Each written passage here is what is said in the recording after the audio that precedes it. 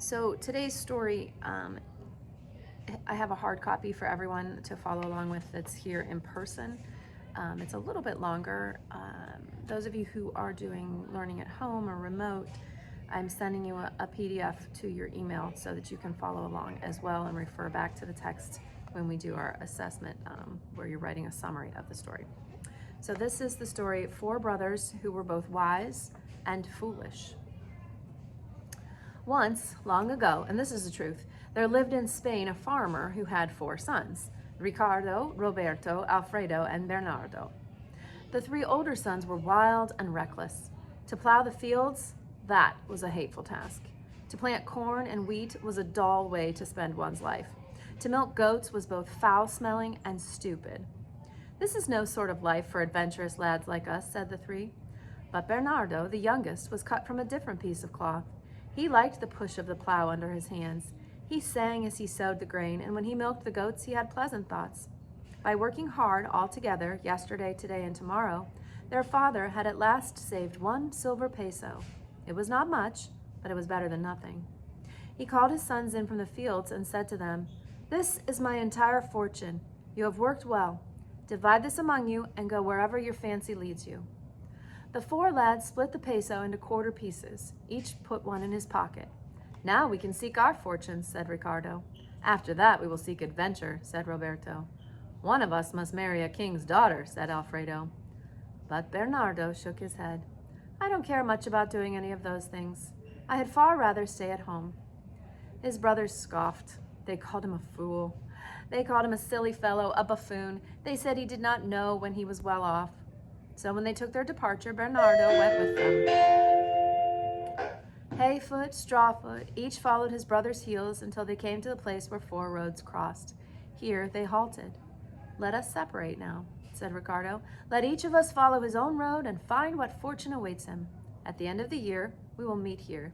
Is it agreed?" "Agreed," said Roberto and Alfredo. But Bernardo shook his head. "I don't care about going any farther. I'd rather go home." But the others pulled him about and called him a simpleton. "I will take the road going north," said Ricardo. "I will take the road going east," said Roberto. "And I the road south," said Alfredo. That left for Bernardo the road going west. He took it with small comfort and tramped off without looking back. On the road north, Ricardo was set upon by a band of robbers. They tied him to a donkey, after they took his quarter piece of peso and beat him for having so little wealth. Then they bore him off to their hideaway in the mountains. In 6 months, their leader died. Ricardo, by now, had shown himself so reckless and clever that they had made him chief of the band. On the road going east, Roberto traded his silver for an old gun. By performing a trick here and another there, he managed to keep himself in food and his gun in bullets. He practiced shooting all day and every day until his marksmanship became so perfect that he could clip the smallest leaf from its tree a half-mile away. On the road south, Alfredo overtook a small man wearing enormous spectacles. "Your glasses fit you badly," said Alfredo. "And what are you looking at?" "Not much," said the man. "Just taking a look at China. They are having a great flood there." "Marvelous," said Alfredo. "Tiresome," said the small man. "When you look at China, you forget Spain. When you look inside a house in Persia, you forget there is a cozy little house waiting for you in Andalusia. I have grown rich seeing too much. Now I think I will go home and look no farther than the walls around my patio. You can have the spectacles for whatever you happen to have in your pocket." "Agreed," said Alfredo. And he gave the small man his quarter piece of peso. Bernardo, the youngest brother, wandered a day and a night along his road and found nothing. He was about to turn back when he came across a coppersmith's shop. All that second day, he watched the coppersmith mending kettles, fitting copper bands about great casks, making pots and ladles and all sorts of useful things. "If I can't be a farmer," he thought, "I will become a coppersmith." So he gave the fellow his quarter piece to teach him his trade. At the end of the year, the 4 brothers met at the crossroads. "I have become a robber chief. Anything in the world that I like, I can take for my own," said Ricardo. "I have become the greatest marksman in Spain," said Roberto, showing off his fowling piece. "Show me the smallest object at the farthest distance, and I can hit it." Alfredo put on his spectacles. "I can see the Emperor of China sitting down to tea in his garden, and a fly that is crawling on his nose." Bernardo hung his head. He could not look at could not look his fine brothers in the eye. "Come, speak, stupid one," said the others. "What have you to show for your year?" "Nothing worth talking about. I am just a poor coppersmith. I can mend a pot or a kettle, that is all. Now let us go home." The others laughed till both sides ached, calling him a goose, a simpleton, a buffoon, the worst one in all of Spain. "If we let you go home now, you would remain a simpleton all your life. You shall come with us on our adventure."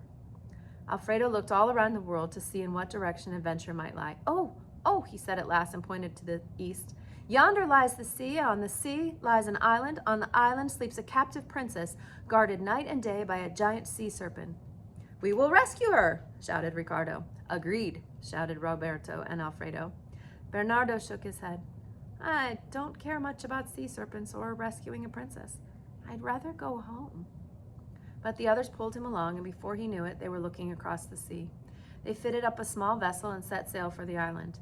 How many days they sailed does not matter. They reached there in the dark of dawn. Alfredo put on his spectacles and looked. "The serpent sleeps," said he, "but he is coiled around the princess to the height of the tower." "Does the princess sleep?" asked Bernardo. "Of course she sleeps. What has that to do with it?" Alfredo was scornful. "A sleeping princess is not apt to scream. A screaming princess would waken a sea serpent. Let us have our coffee first." For once the others agreed. They had their coffee. Then Ricardo was put softly ashore. "Watch me," he whispered. "Now I will steal the princess, for that is my profession." Everything went well until the last moment. Then Ricardo caught his foot on the serpent's tail. That woke him, and he gave quite a roar. That woke the princess, and she screamed. That set Ricardo running hot for the beach. He swam, and the serpent swam. Ricardo boarded the ship and set down the princess. The serpent came close, very close. "Now," said Roberto, "I will shoot the serpent, for that is my profession." Shoot him he did, clean through the middle. But the serpent gave 3 dying lashes with the end of his tail. Flip, flap, flop. It cut the ship nearly in 2. The 3 brothers and the princess were terrified, for drowning looked very near. "There's nothing to be scared of," said Bernardo. "Mending is my profession." He proceeded to get his tools and some long strips of copper, and he welded the 2 parts of the ship together until she was as good as new. "Safe and snug," said he. They lifted anchor and sailed to the country where the princess's father was king. I cannot tell you if it was Greece or Persia or Asia. All I know is that the ship got there. The king was enormously pleased to have his daughter rescued. He had been too busy with affairs of state to do it himself, and he was more than willing to reward the one who had done it. He would do it very handsomely, not only with the princess herself, but with a large sack of gold as well. "I rescued her," said Alfredo, and when the others looked surprised, he added, "Had I not put on my spectacles and discovered her, she would still be on the island." "I rescued her," said Ricardo. "Didn't I steal her from the middle of the serpent's coils?" "And stepped on his tail and woke him," reminded Roberto. "Had I not shot the serpent, where would we all be? Dead?" The king listened solemnly. Then he pointed a finger at Bernardo. "You, what did you do?" "Nothing much," said Bernardo. "When the serpent cut the ship in 2, I mended it." "Then you rescued the princess." The king said it with such kingly authority that no one dared dispute him.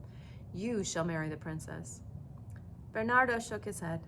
"I don't care much about being the husband of a princess. I would really rather go home." "Come, come," said the king. "Come, come," said the brothers. "Come," said the princess. "I'll go with you. I've always wanted to milk a goat." So they all separated. Ricardo took the road north and went back to his robber band. Roberto took his gun and went east.